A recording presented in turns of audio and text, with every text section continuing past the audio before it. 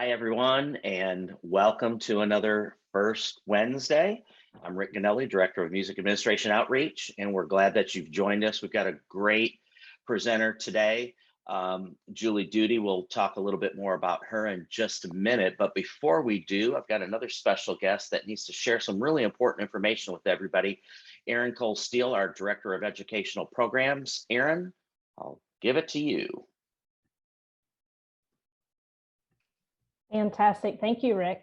I just want to take a few minutes to fill you all in. I'm giving you a sneak peek into what we have coming with our Consumer Division of Education here in the next couple of months. And it's super, super exciting, starting with one of our newest initiatives, which is our quarterly online and on-demand professional development that we've named Music Educator Masterclass.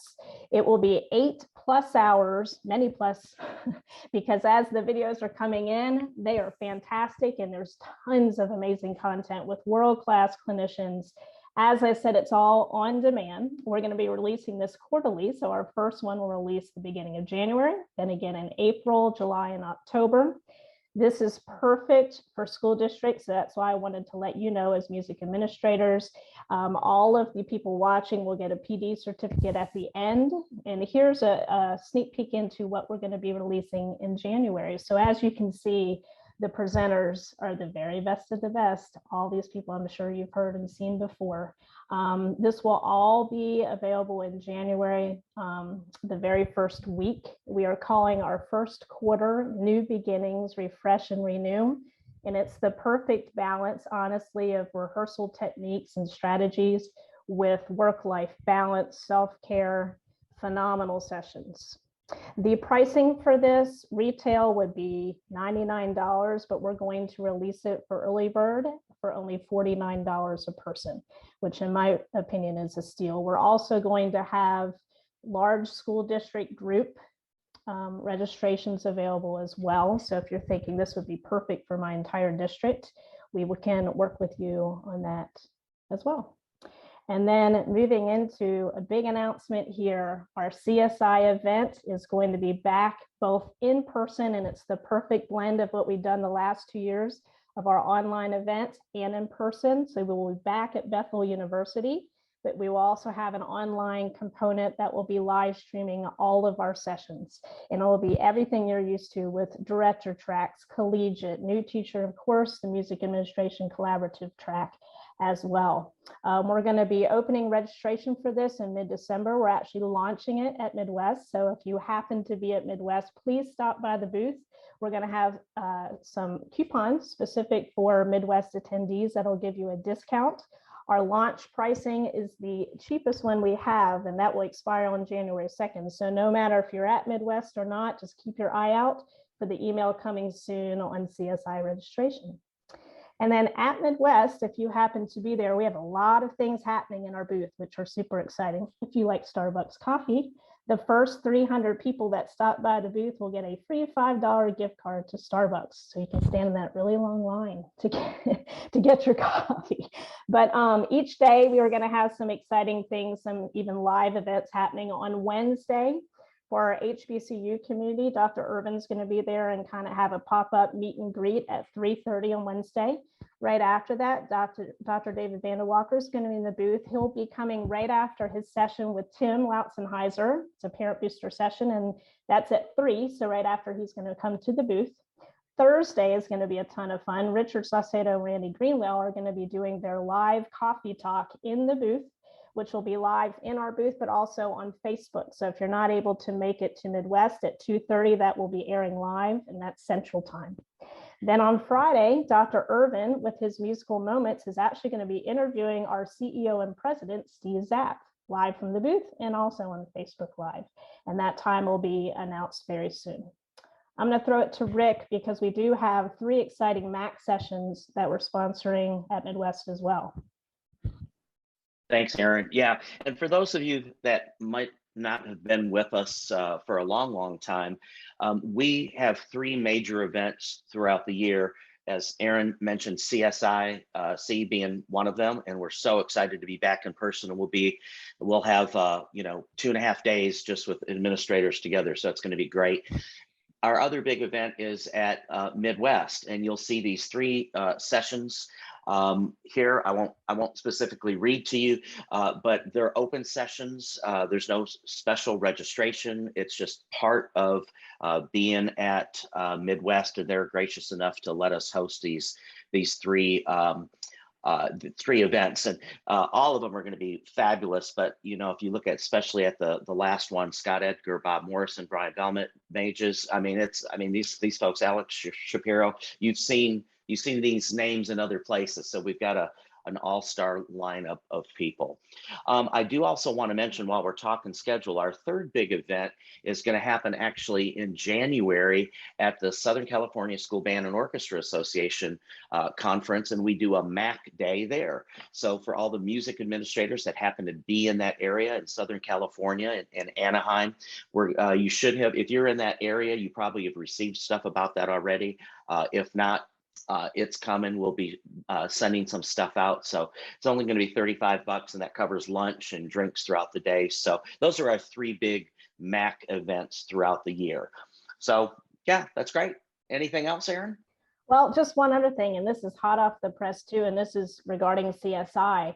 Our in-person and online event will be June 12th through the 15th, but we're also going to be adding 2 extra days on the 16th and 17th for our Marching Arts Intensive, which will be 2 days of the very best marching arts clinicians led by Richard Saucedo and Randy Greenwell. So that will release very soon as well. But thanks, Rick. I appreciate you letting me have some time. Absolutely. Thanks for being here. And of course, what we're doing on a regular basis is what you're about to see, and that's our first Wednesdays. And we've got a really special guest today. If you haven't heard of Julie Duty, you will, not only tonight, but in the future. She has done such amazing work with helping kids with inclusion in music classes with her United Sound group. And she's done things in small ways where people can't do it on a large scale, and huge ways that kids are involved in national parades and events. So I'll let her tell you about all that. But Julie, so happy to have you here. Thank you for taking the time to do that. I want to turn it over to you. Fantastic. Let me get my screen shared here. All right. Thank you so much for having me. It's such an honor to be around and associated with Conselmer at any point. Today we're going to be talking about teaching diverse learners, which you already knew. We're specifically talking about students with intellectual and developmental disabilities that may or may not already be in your music classes.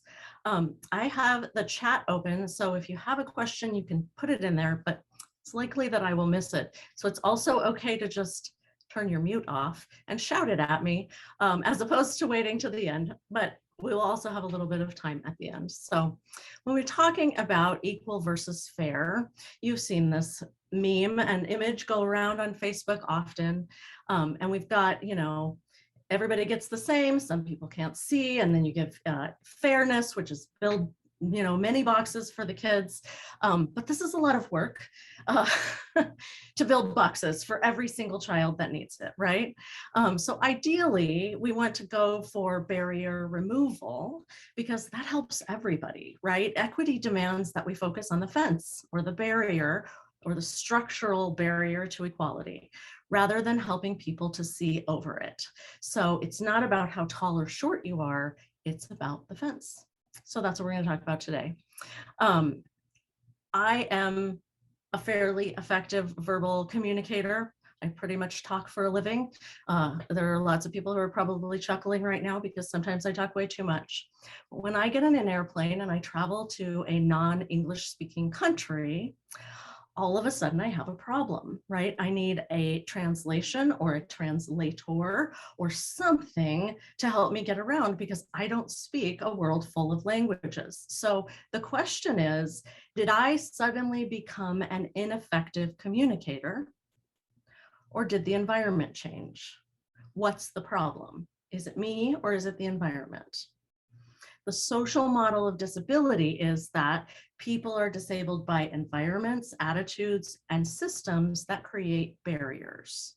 There's all sorts of other models to look at disability, including a medical model, but as none of us are going to be fixing any child's disability, it's the best thing for us to think about it from a social model of how can I fix the environment? Because I know I'm not going to change the child. The child's not broken, but maybe the classroom environment is where this person is concerned.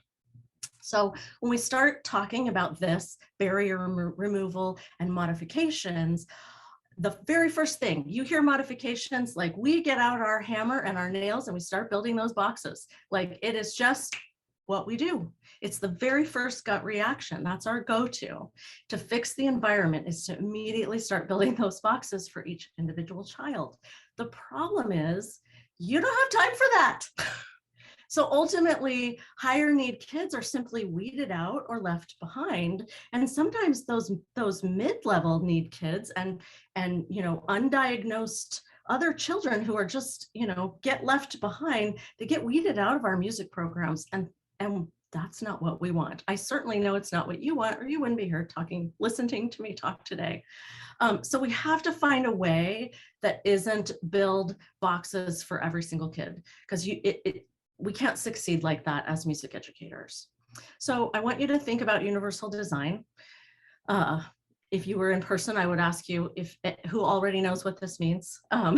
It's a super common universal design for learning topic in every educational sphere except for music. So if you don't already know what it means, you can think about it from like a physical way of are we building stairs and then ramps, right? This is a strange little cartoon, but it's what I could find. Some of us can walk up the stairs. All of us can walk up the ramp, right? So if we're doing stairs because we've always done stairs and that's how it's always been done, and I'm going to do things exactly the way that they've been done for the last however many years, then we're also going to be always building ramps. If you're able to take a step back and look at what you're doing and kind of look at it, from that 20,000 foot view and go, okay, where are the ramps? How can I use as many ramps as possible and get that hammer put away and stop building those boxes and still meet the needs of more children? When we're thinking about removing barriers, modifying and adapting your teaching can seem difficult at first, especially if you're making specific changes for every child. That's box building. But when you remove barriers for all, you help learners with intellectual disabilities all of the time and all learners some of the time. And that's what we're going for. I had the opportunity recently to hear Stacey Abrams speak in person, and it was life-changing.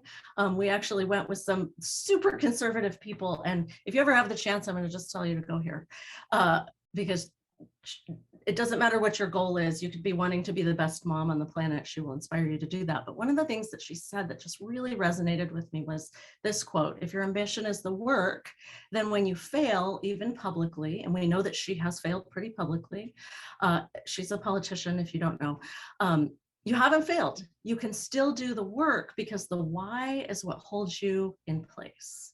So if your ambition is the title or the rating or the score or the place, then you'll fail consistently. No matter who you are or how great your music ensemble is, if it's any of those things outside of your direct control, you're going to fail consistently. So let's think differently about goal setting. My question to you right now is, this is rhetorical since you can't ask me, but do you have specific delineated goals for your teaching in your classroom? Are they actually written down? These are the things that I want. And are they publicly posted for yourself and your students so that you have that accountability? And if not, maybe you want to consider doing that, because then we change the goal, right? I can have the worst performance of my life. We crashed and burned and the child fell over the tarp and the sousaphone broke into a million pieces and all the things happened, right? Worst day ever. But if my goals are develop skills, deepen understanding, cultivate independence, experience accomplishment, whatever they are for you personally, then you can look at the worst day ever and go, you know what? We cultivated some serious independence today because the children picked up the pieces of the sousaphone and got off the field in time, right? We can change the ambition to the why instead of these very specific goals that may or may not be accomplished.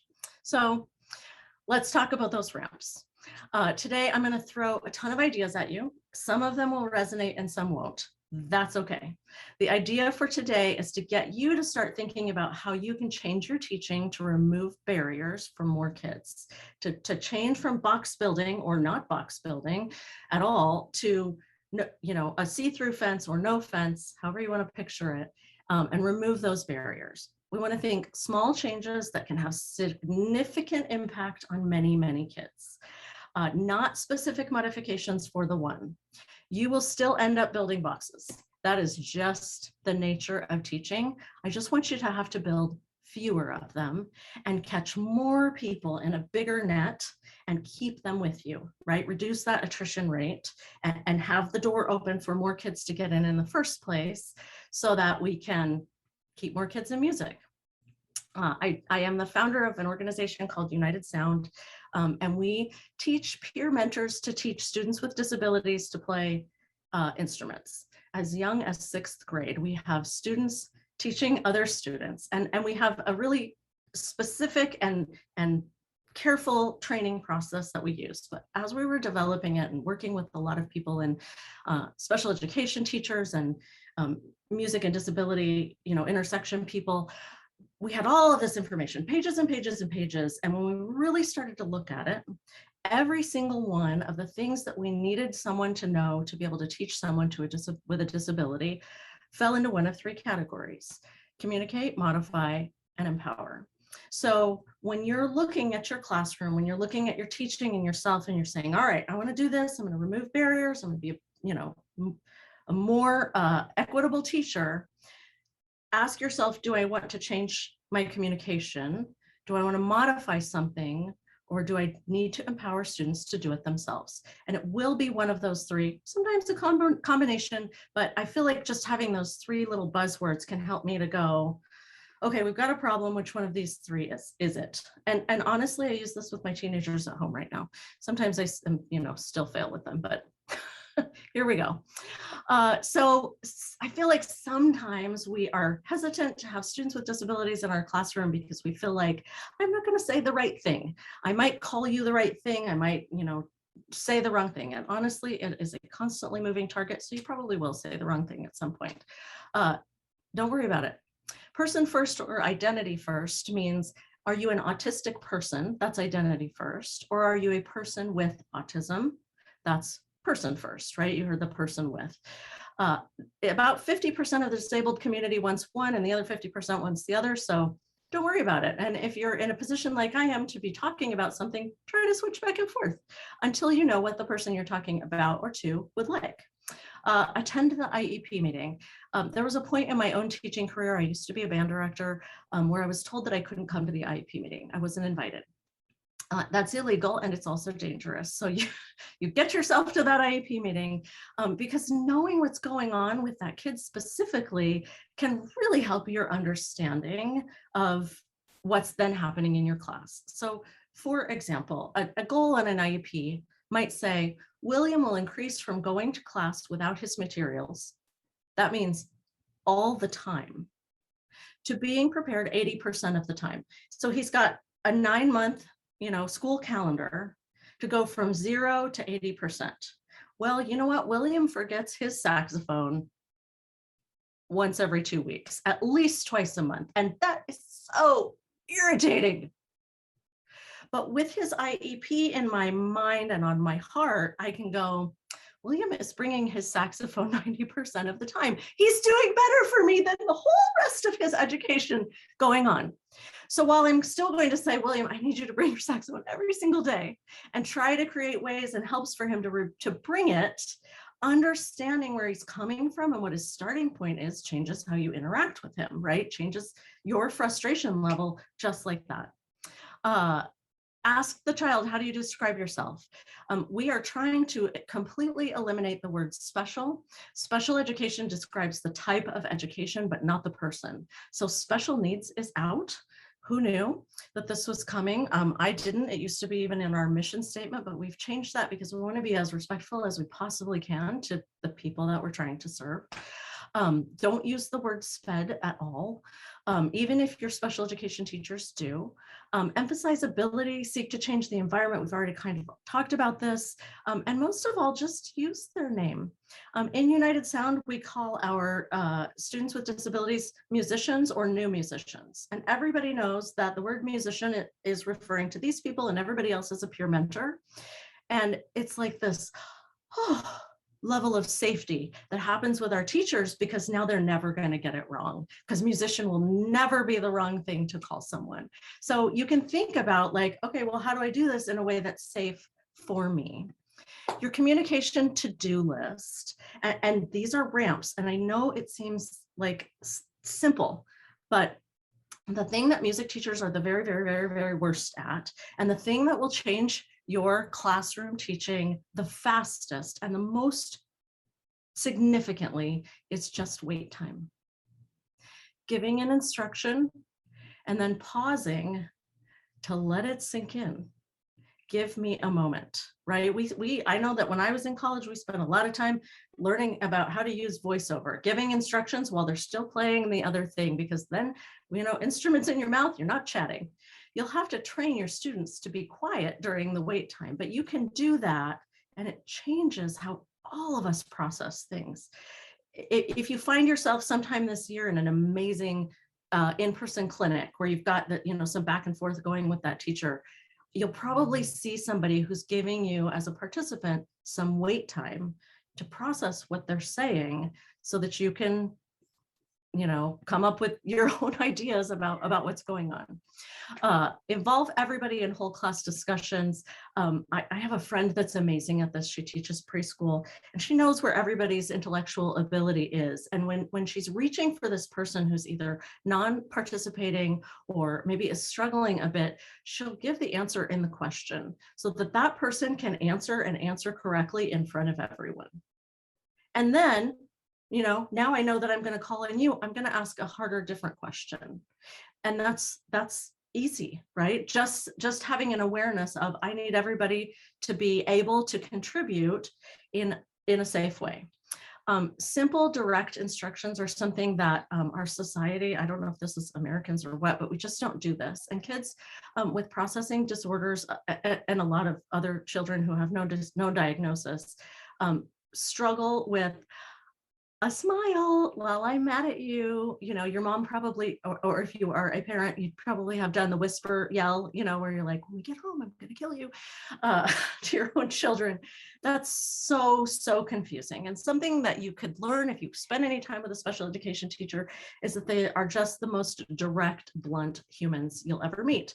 And that's okay. It's disconcerting at first, but you can be kind and simple and direct and get what you want. Sometimes we use so many words and we give so many communication cues that are conflicting, and then all of your meaning is lost. Minimizing threats and frustration. None of us succeed well when we're scared. And just knowing that, just saying to yourself, I need my classroom to be a safe place. And then making sure your words match your face. If something's happening and you're not happy about it, make the I'm not happy about it face and say, I am not happy about this. This is what I would like to see. Done, easy. Threats and frustration. If I don't know what's going to happen, or if I'm worried that I'm going to fail, and especially if I'm a child and I'm worried that I'm going to fail publicly, just being able to alert me of what's coming so that I have that processing time through wait time and other things gives me a chance to catch up. I was a very last minute teacher, so I even feel silly saying this, but having what we are doing today on the board and what we are doing tomorrow is one of those ramps that will change how 70% of your class feels. We're going to do this and we're going to do it in this order. And tomorrow we're going to do this and we're going to do it in this order. And just get yourself into that habit so that you're constantly alerting and previewing, right? That seems like nothing, but it's a ramp. That removes a barrier. That helps everybody to feel safer with you. You're always going to have days, even if you're the best planner in the world, where you change things at the last minute. And so giving the child that you know may struggle with this a heads up. So it will take me 5 seconds to write a note on a Post-it note and meet Joseph at the door as he's coming in that says, we're changing seats today. Now he's got the original seat time and the instrument putting together time. And Mary, good to see you. And what is it called, where you're taking attendance time? Like, there's all of this time before we're actually changing seats. And Joseph is holding a piece of paper that says, we're changing seats in a minute, right? And so he's got that alert and that preview, and the threat just can go away. So trying to forecast all of your communication just as much as you super can, right? This is not box building. This is just opening up the door to everybody. This is something that I think is just critical, is that if we can change our thought process to that child is naughty, bad, attention seeking, right? Any of those things, if we can say that child is connection seeking, and if he or she is connection seeking with me, that's actually a compliment. Difficult as it might be, when it's happening in the middle of your 7th grade choir, that child is connection seeking. How do I connect with them? Maybe not right this minute, so that they get what they need and we can keep going. Something that the very best teachers in the world is predictable. And they tend to have a narrow range of personality. So, I have highs and I have lows, but it's narrow. And there are some teachers who, I can't even do it, they're low, right? They're low all the time. Like, they're low and then they're lower, low and then lower. And they never have the jazz hands moment. But if they stay in that box all the time, that's predictable and that's safe, right? Everybody knows that Mrs. Duty is kind of a bummer. She's a bummer every single day. So that's still a safe classroom, right? Going, oh, super wonderful party. I'm so excited. I can't even, and then rah, that unpredictability is really hard on kids. So thinking to yourself, like, where can I be and how do I stay predictable and have a range of emotions, but making it narrower is another one of those barrier removals. That's a see-through fence. Super, super easy. Finally, the most important communication skill is never underestimate the power of the positive.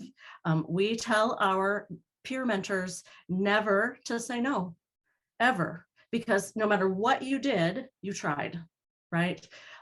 And your effort counts. So our phrase in United Sound is good job. You're saying good effort. Let's try this. Good job. Let's try this. Good job. Let's try this. This can turn into your one more time. You can use it 1,000 times. We have high school band directors that have started United Sound chapters, and then they call me just chuckling from band camp the next summer, because their peer mentors, who are also their section leaders in the marching band, are using good job, let's try this with the freshmen. And now the freshmen aren't crying and sitting out and pretending like they're too hot because they're afraid to fail, because every time they tried, they were seen, they were acknowledged for trying. Okay, so communication is the biggest thing. That's your biggest barrier removal, and they're all easy things, right? None of that requires you to actually do anything other than think critically about what your goals are and how to be inclusive to every single person. Okay, when we talk about actually making modifications, and this is kind of the box building, we do occasionally build boxes. So I want you to, kind of think out of the box, but what can I build? If I'm building a box, how do I build one that benefits everybody in the room? Assess first. ABC is, I'm going to change this right now because that is not the right word and I'm so embarrassed. we go. Antecedent behavior consequence. Most of us teach behavior consequence, and every teacher you ever had in your life taught behavior consequence. You can get a room full of kindergartners to do anything on the planet for a single skittle, and high school kids, not middle school. But that is behavior consequence, right? If you do this good thing, you get this better thing. And if you do this bad thing, you get this worse thing, right? If you keep taking your trumpet apart, I'm going to make you sit out of band, or you have to write an essay or whatever. When you have a kid with an intellectual disability, once we're to the B, it's too late. You can light yourself on fire as the consequence, and it doesn't make a bit of difference because it's the AB. So this goes back to your wait time too, of something's happening, and I don't like it. What came right before? Was I unpredictable? Is somebody in the room upsetting you? Is there something going on with your seat or the room or the temperature? I mean, it can be a million things, and you'll really have to think about it. And maybe it has to happen multiple times before you can figure out what that antecedent is, but it is the most important part of creating a safe environment and being able to modify behaviors so that they fit in your classroom. Okay, again, this isn't an actual box building, but I see something, I don't like it. What happened right before, right? You can use this with whole groups of kids. They're out of control today. What happened right before? Sometimes what happened right before is Halloween, right? It's November 1st. It will always be a bad day to teach, but you can see what the antecedent is, right? And just say to yourself, there you go. When you're talking about actually making physical modifications, box building, you can go back to the basics of modifications. And this is Dr. Alice Hamill. She has a bunch of books and they're all amazing. So if you want to learn more, you should buy one of them and read them. They're all on Amazon. But your basics are size, pacing, color, and modality. Think about size in, if you teach especially young kids, how many of them use their finger to read? And now we're going to create something that's division-based rhythms. And we're going to put it like minimum 3 feet away from your face. We're going to expect your eyes to be able to track this teeny little stuff. That's a code of math. And also you have to know what to do with your body. That's really hard. Method books are too small. If somebody is struggling, try to make it bigger. I'll show you a different way that we use size and a way that you can use it also, but think, is there something that I could change about the size that would make this easier for everyone? Pacing is tough, especially when you're teaching in a large ensemble. Wait time changes your pacing without you really having to do anything. Another way to change pacing is a buddy. So if I know that I'm going to help Suzanne and she's sitting right next to me and I've been, I'm up to speed on this and we're allowed to talk a little bit, then when you say something and I turn to her and repeat it or point to it on her music or help her in some way, the pacing has changed without you as the teacher having to do anything. So just, Alice does have a lot of books, but the Students with Autism, I personally think is the most widely applicable to all disabilities. I love that book. Thank you for posting that in the chat. Okay, so you can change pacing by yourself changing the pacing or asking a person to help you change the pacing. Color is a magic tool. If you're struggling to read pitches, you can individually color code the notes in any music notation software, free or paid, just about. Another thing that a lot of kids struggle with is my brain just stopped on the words. It is the black and white, the contrast. So a color overlay of blue or yellow or green or red or whatever works for that child can sometimes magically fit. Now, yes, that's something for an individual kid, but maybe you've got a stack of them in your office. You keep them in your drawer. When you notice somebody's struggling, you have them come in your office and you're like, hey, try some of these over the music and see if one of them makes it better for you. Easy, right? That is an easy box to build. You just needed some color overlays. Another thing that I think is wonderful, I had an opportunity, I still occasionally get to do band things, and I was helping a friend with her 6th graders, and they were beginners. It was the very end of the year, and there was this child, and he had come in and he'd addressed me and her in a monotone. So I was like, oh, I wonder if he has autism. Like, this is the thing. Then we sit down, he's right in the middle. He's only child playing every single note and every single rhythm exactly perfectly correctly. And also it's blasphemic saxophone. Like, so incredibly loud, you can't hear anyone else. And she's like, I'm sorry. And she's told him everything that she can, everything about louder, less air, air speed, air temperature, all of the things that have to do with air. And he is just like 5 Fs all the time. And so I looked out, I said, I have a question. And she stopped, and I said, Brian. And I yelled at him. I said, what color is loud? And he shouted back at me, red. And then I whispered, and I said, what color is loud? And he whispered back. And so we shaded over his music, and all of a sudden he can play dynamics. You have to still give them some reds, so don't be mean. But color, think creatively. It doesn't have to be how I use color. Think, what do I do? How do I use color to make this easier? Modality means that you're using more than one sense to teach something. We're very, very, very, very verbal, right? So the kids are taking in oral information and then having to do something. So if you can also make it visual, make it touch, you can use the other senses and combine them to teach more than one thing.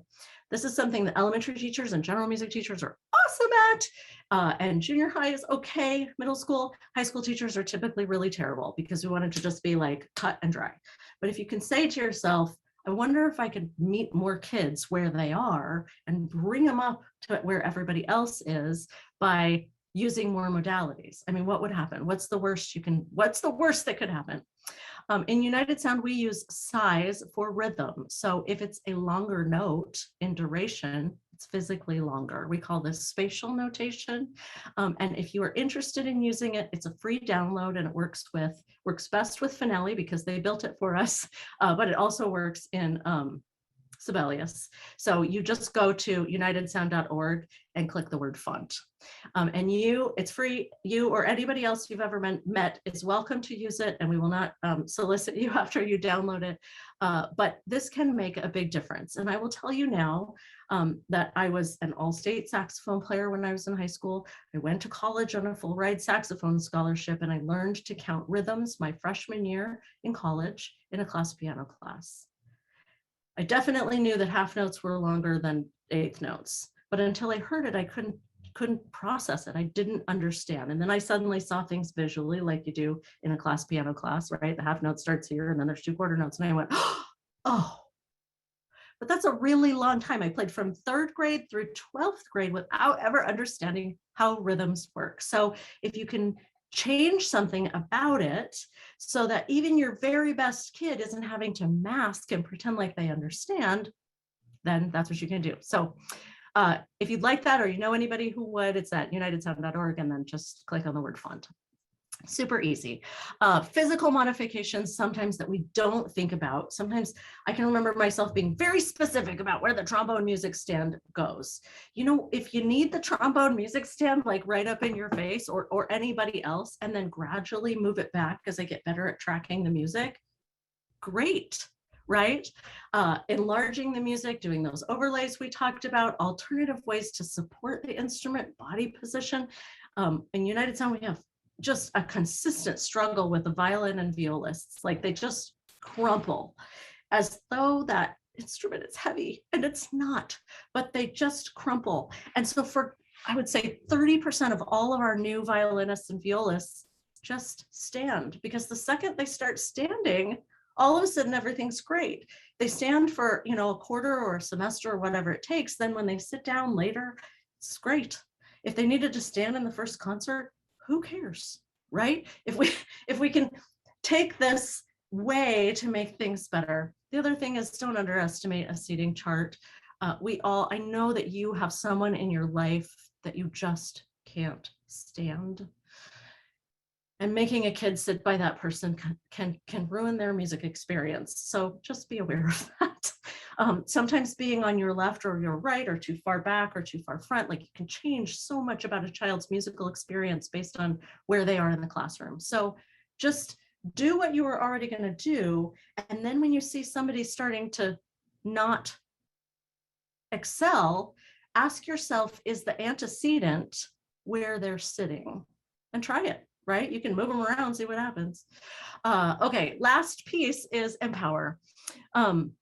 So often, especially with kids with disabilities, we think that they're younger than they are. We treat them like babies, and we presume that they're incompetent, right? I'm going to do everything for you. Oh, you're so cute and sweet and wonderful. Be age appropriate, presume competence, but also assume nothing. And that's a hard thing to do, but if you can master that, then you've created a no-fail environment, and your class might be the only place that this level of safety can ever occur. And for me, knowing like that I wield that power is kind of cool and gives me that extra like, oh, I can do this, because I know that my class is the place where it's safe and you can succeed no matter who you are. Strategies for success, breaks and timeouts. Some kids need to be able to leave many times throughout a 45-minute class, and this will be in their IEP usually. I think it's easier to give them a pass ahead of time and say, you can get up and walk into the locker room and take a breath at any point, and you don't have to raise your hand and you don't have to have permission, right? Obviously, you have to negotiate who you're doing this for and who you're not. But would that be less disruptive than letting that person take your rehearsal down every single day, right? And then with that, a lot of times with that ability, knowing that I could leave if I needed to, makes it so that I don't need to leave anymore. So that's good. A mentor or buddy can mitigate the pace for you. We've already kind of talked about this in terms of I'm sitting next to you, but we have a lot of, if you've got an executive function issue, an executive function just looks like organization and being able to plan and know what's happening. We have a lot of problems that happen before your rehearsal actually starts. So coming in, getting my instrument out, having all the pieces and the pencil and all the music, right? And you don't want them to have their back of their chair, whatever's going on. This can be really stressful, and I can fail consistently at it. Every single day I'm a problem, and then I have to be like, Mrs. Duty, I don't have my whatever. And I'm like, okay, go get it, and we've got this constant push-pull. You can use that buddy and say, I'd like you to meet Julie at the door. Don't get your own instrument. Even if Julie's late, you can both be late, I don't care. Meet at the door. I'm going to put your lockers together, get your stuff out together. Say, I've got my pencil. Do you have your pencil? I have my music. Do you have your music? Right? You've created this buddy system that makes getting to the rehearsal easier. Sometimes the rehearsal is not the problem. It's everything that happens before it. So think about how you can utilize the kids that you have. Every single one of us needs to be needed. Every child in your room. So if you give them the job of caring for one another, you help both sides of the process, and that's a good thing. Acknowledging speed bumps. One thing that I think is just so important is, when you're teaching something, to sometimes be honest and say, oh, I remember when I was in the 8th grade and this was so hard for me. I struggled and I got over it, and here's how. And more than I practiced and you don't, which is maybe what we want to say. But doing that, and then prompting students to stop and think. You're going to model that with wait time, but you're also going to be really clear and delineate that and say, we need to pause here and think about whatever's happening and what we want to be different. Think about your fingers, think about your notes, whatever's happening. So prompting them to do that and being really clear about your expectation. Consider the way that you assess feedback that it's not accessible or timely is really difficult to process, right? We took a test a month ago and I just found out I failed. Like, it's really difficult to get better from that. Emphasizing the role of effort and practice. It's very easy to be like, here's the bar, you must jump over the bar's not moving. And that just really doesn't serve kids. I've been in some amazing, like mind-blowing programs where, whatever the Texas competition winning thing is. Rick really wants to join in right now. Tell me what it is. But, and walking around going, even in this superstar program, there are modified parts, right? You can't play this measure, like you don't have it yet, but I know you're going to get it. But until then, you can play this other thing, right? Like nobody has to know that, but making it reachable and making assessments not seem like this is going to be the death of me. I'm just going to be quiet while you read that.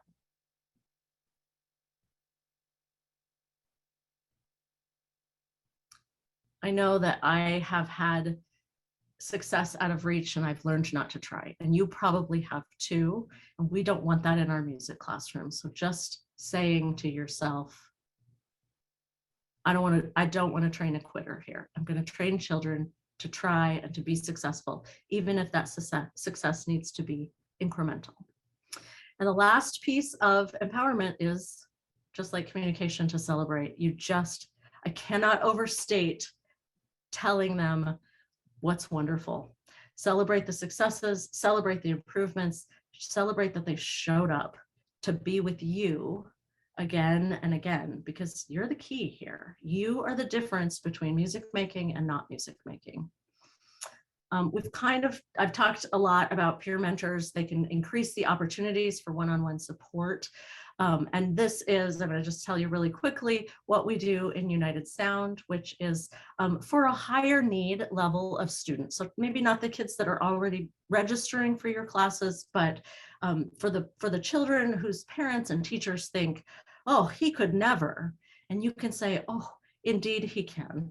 So what we do in United Sound is just a peer mentoring program that pairs students with disabilities and their typical peers in band and orchestra. Peer mentors teach new musicians to play the instrument of their choice at a personally modified level, and then they join the full ensemble to perform.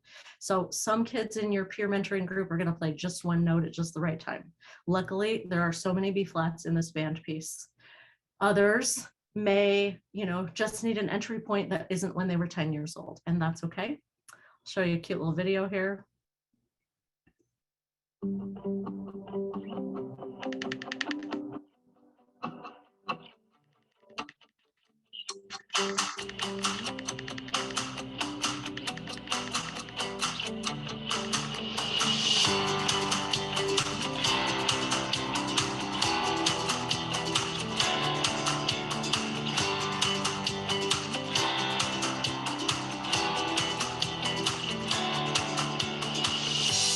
It's not about, let's see how much attention I can get. No, it's about what music can we make together.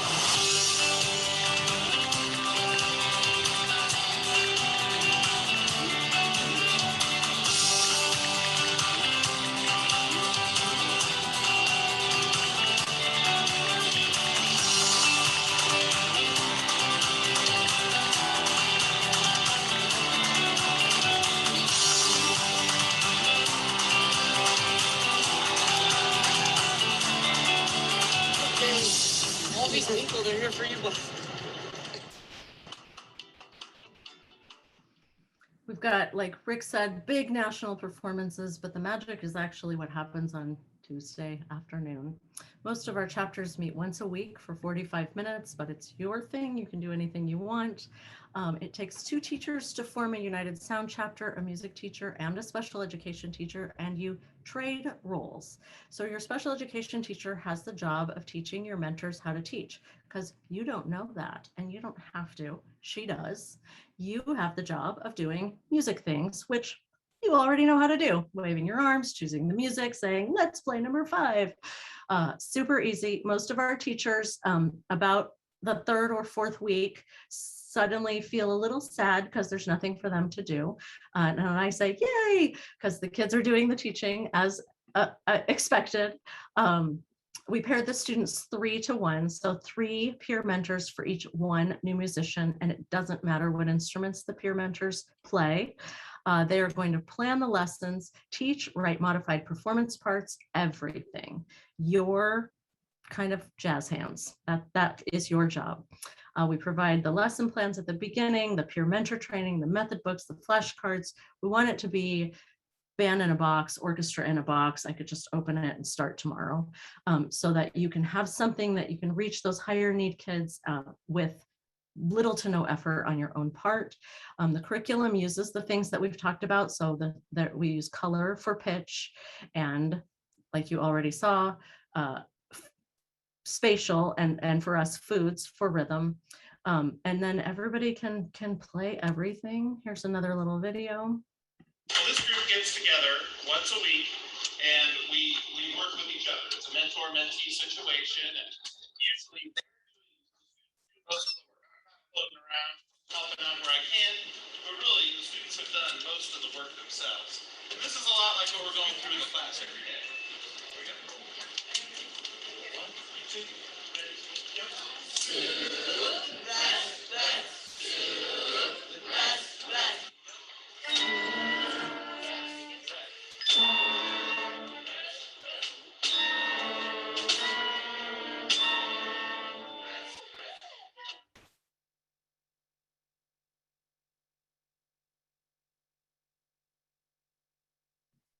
I make it acting. And are you excited about the concert? Yes. Why? Yeah, yeah, my good. Yeah. That good? Mm-hmm. Okay. Okay. 1, 2, 3, go.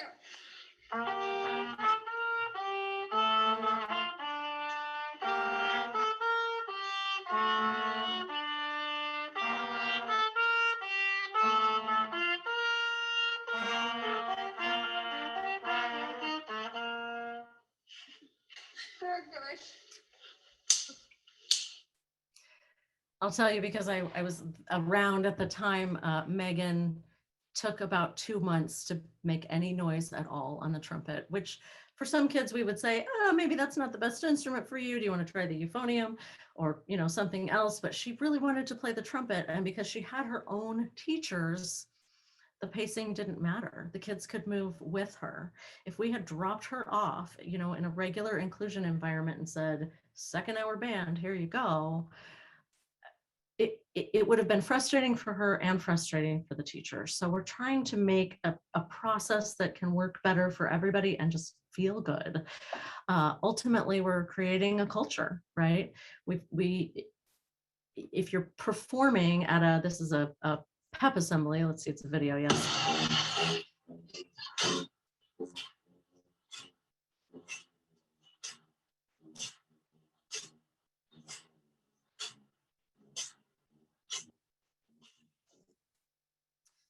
You're performing at a pep assembly, it's the fight song or whatever you want it to be. You have said to the entire student body what you think about every child and who you think belongs in music and what your culture is and who matters, without saying a word, because you're just doing it. And that has an effect on the students who are mentoring, the students in the band or orchestra who aren't mentoring, and really everybody else that comes into contact with you, from parents to teachers to the rest of the campus. So it's a good time. And this is one of my favorite quotes ever, which is, community is much more than belonging to something. It's about doing something together that makes belonging matter, which is how we all ended up in this room. I was a band kid. You were probably a music kid yourself, and that was your safe place. Those were your friends. They probably still are. If we can open up that experience to more children, and let the ones that are already there be a part of the teaching process and a part of making it happen, then I feel like we can just do good for everyone. So I'm going to put up, this is my contact information. If you have any questions after the fact and you're like, oh, I should have asked this, we have about 5 minutes. But if you're thinking, what do I do about this? You can send me an email anytime. You don't have to be doing United Sound to get our help. Lots of people don't. We just want you to include more people. But does anybody have any questions that you would like to ask that I can answer in the last couple of minutes?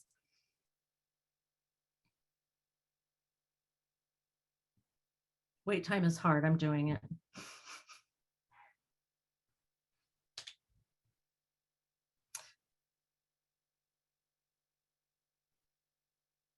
Rick, do you have a question?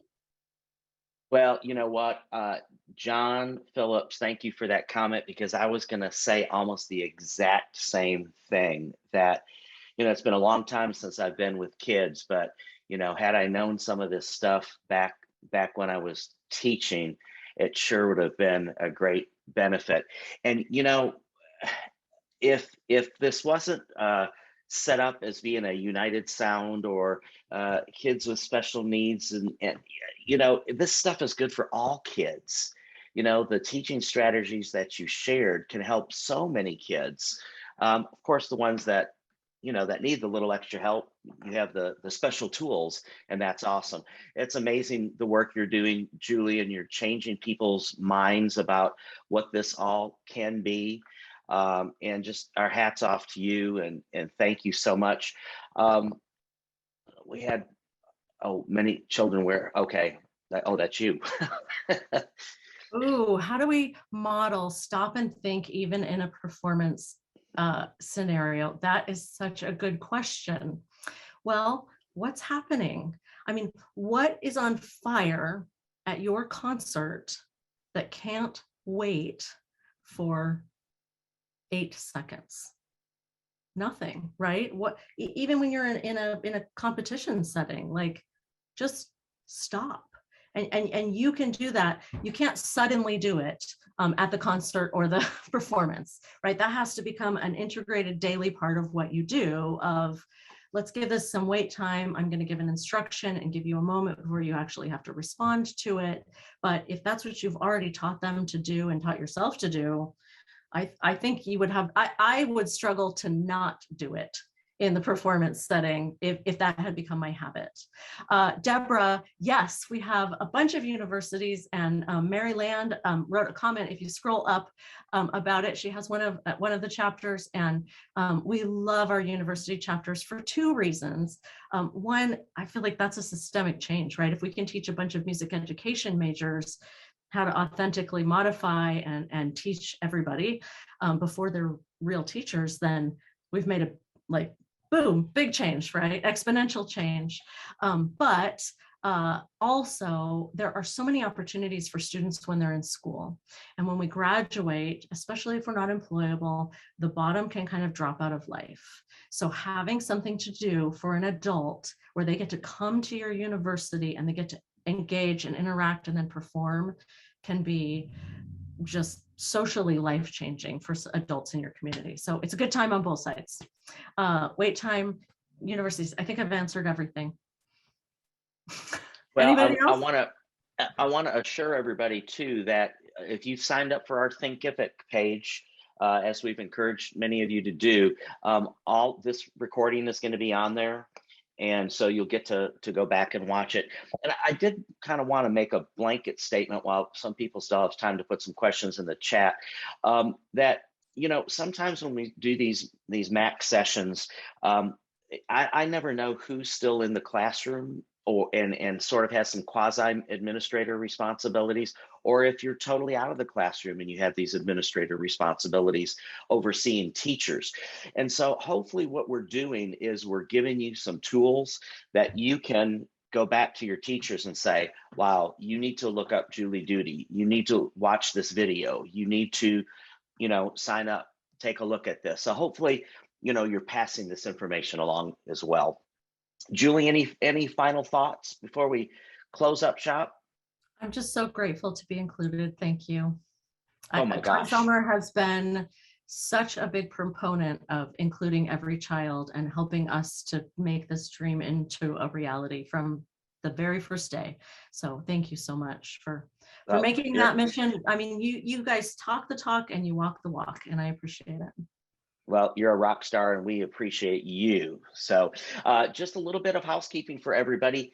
Can you believe it's December already? My goodness. So January 5th is our first MAC session back again. And it's going to be Tom Bracey. And Tom Bracey is the principal consultant of Bracey Consultants. And I've seen Tom work many, many times. He's going to do a little thing on marketing your program, telling your story about your program.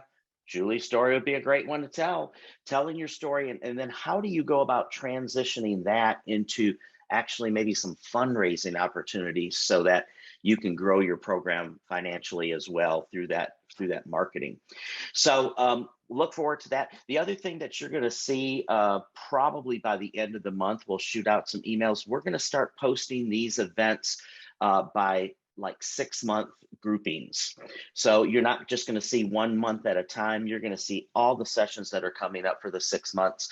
And I really do want to encourage you to be here live with us so that you can interact. That's what the C is for in Music Administration Collaborative. You know, you always have the opportunity to go back and watch the videos, but we'd love to have you live. So thanks everybody for being here. Thank you, Julie, again. Hope everybody has a wonderful holiday. And if you're in at Midwest in Chicago, Julie, are you gonna have a booth there? No, but I'll be walking around. But And you'll I be have walking these around. little pins, so you have to stop me and Okay. say, give me a pin, and I will. There you go. Do that. I've got one. I'm gonna wear it. Okay. Thanks everybody. See you next Thank time. you. Thanks, Julie.